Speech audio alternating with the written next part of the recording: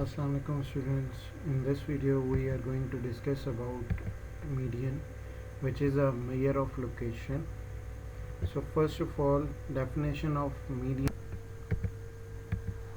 Median is the middle number in a sorted, it may be ascending or descending list of number or any information or any series of data. It is a method in descriptive statistics. अब यहाँ पे हमारे पास median के second part के अंदर वो describe कर रहा है the median is sometime use as oppose to the mean.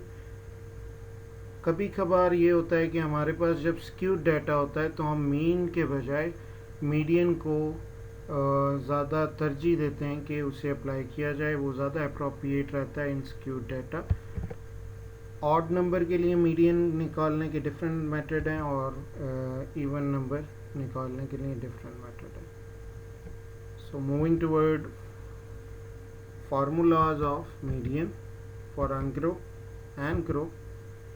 For ungroup odd and even, formula is x bar is equal to value of n plus 1 by 2th atom, and for even, value of n by 2th atom plus value of n by 2th plus 1 atom divided by 2. Group data. For group data your median will be L plus h over f n by 2 minus c. Notation is x approx or x tilde.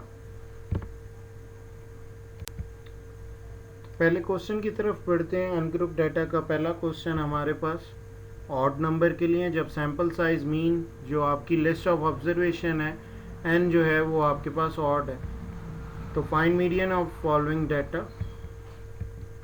आपने सबसे पहले data को ascending order या descending order में arrange कर लेना है। Arrange करने के बाद हमने इसे यहाँ पे असेंडिंग ऑर्डर में लिख लिया है।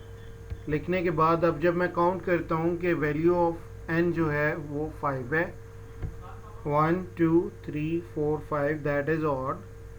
सो formula will be median is equal to value of n plus 1 by 2th atom. So यहाँ पे हम एन की जगह एन की वैल्यू को प्लेस करेंगे। 5 plus 1 by 2th atom, 5 plus 1 will be 6, 6 by 2 will be 3rd atom.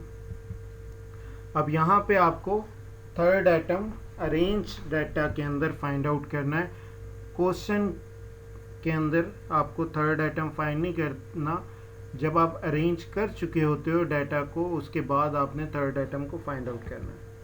So 1 2 3, 3rd atom will be 49.5, so your median is 49.5. So moving toward question of even number, when n is even, find median of following data. First method मैंने दो method से इसे कर दिया, आप जिस मर्ज़ी से करना चाहें इसे कर सकते हो। अनग्रुप में इवन के लिए मैंने दो मेथड होते हैं, मैंने दोनों यहाँ पे आपको वीडियो में दे दिए हैं, आप कोई भी मेथड को फॉलो कर सकते हो। Arrange data in ascending order, arrange करने के बाद आपने यहाँ पे नंबर ऑफ आइटम्स को, नंबर ऑफ वैल्यूज़ को, नंबर ऑफ ऑब्जर्वेशन को काउंट कर लेना है, जो कि 10 है। तो यहाँ पे इवन नंबर बनता है और इवन नंबर का फार्मूला अप्लाई होगा। इवन नंबर का फार्मूला लिखा है, एन की जगह पे वैल्यूज़ को प्लेस करेंगे। वैल्यूज़ को प्लेस करने के बाद जब हम सॉल्व इसे कर रहे हैं, that will be 5th atom plus 6th atom divided by 2. So now you have to find 5th and 6th atom in arrange data. So 1 2 3 4 5 and then 6. So 5th atom in arrange data is equal to 5 and 6th atom in arrange data is also 5. हमेशा ऐसा नहीं होता कि दोनों values same है। अब यहाँ पे हम 5th और 6th एटम की वैल्यू जो कि 5 आई है वो हम प्लेस कर देंगे और हमारा आंसर आ जाएगा।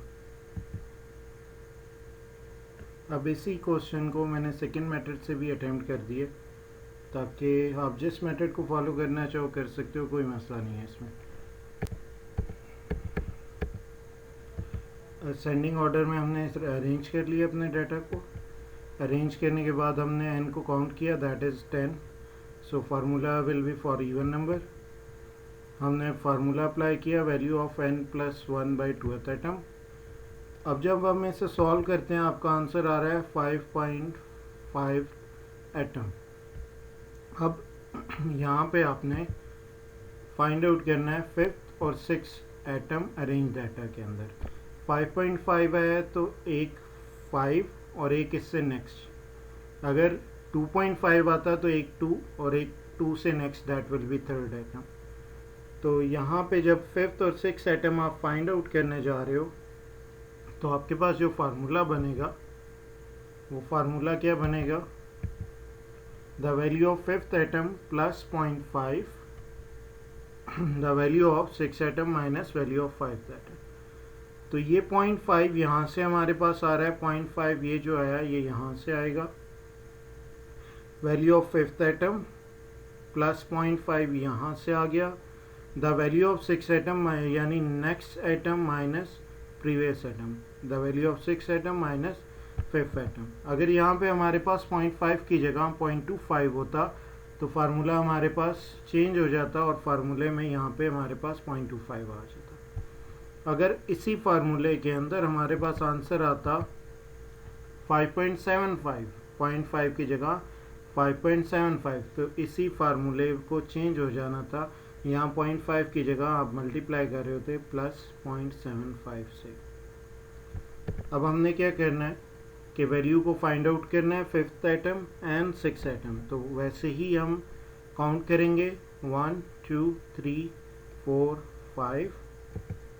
सो fifth item in arrange data is equal to 5 and then 6, so that is also 5। यहाँ पे हम वैल्यूज़ को प्लेस कर देंगे, 5 minus 5 will be 0 and your answer will be 5। तो आपने देखा कि दोनों क्वेश्चन से, दोनों मेथड से आपका आंसर इस क्वेश्चन का सेम आ रहा है।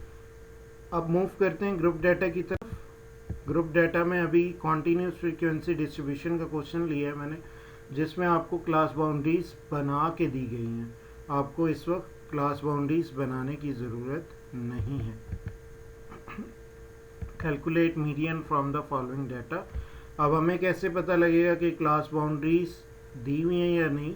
अगर ये वैल्यूज़ अपर बाउंड्री और नेक्स्ट क्लास की लोअर बाउंड्री सेम हो तो यहाँ पे डिसकॉन्टीन्यूटी नहीं पाई जाती, यानी क्लास बाउंड्रीज नहीं बनेंगी। ये 10 है, ये भी 10 है, ये 15 है, ये भी 15 है, ये 20 है, दैट इज़ आल्सो 20। तो यहाँ पे क्लास बाउंड्रीज की नीड नहीं है क्योंकि डाटा कॉन्टीन्यूस है, कहीं भी डिसकॉन्टीन्यू नहीं हुआ। फ्रीक्वेंसी इस तरह से आपको क्वेश्चन दिया जाएगा। सॉल्यूशन पे मूव करना है। सबसे पहले आपने क्वेश्चन लिख लेना है, देन सम अप कर लेना है, फ्रीक्वेंसीज का सम निकाल लेना है। समेशन एफ निकाल लिया, दैट इज़ 12। इसके बाद सी डॉट एफ बना लेना है।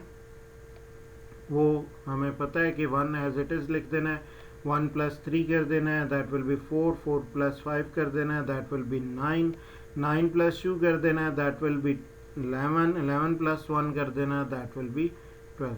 तो सी डॉट एफ में ये 12 और ये 12 दोनों इक्वल आ रहे होते हैं समेशन एफ।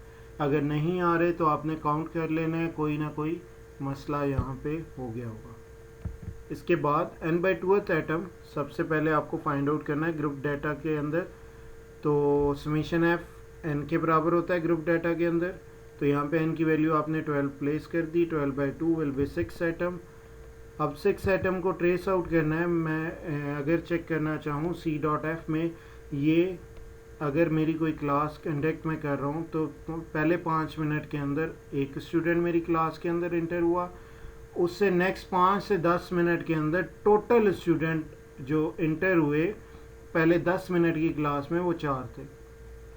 अब मैं फाइंड आउट कर रहा हूँ वो 6 एटम, वो 6 स्टूडेंट जो क्लास में इंटर हुआ।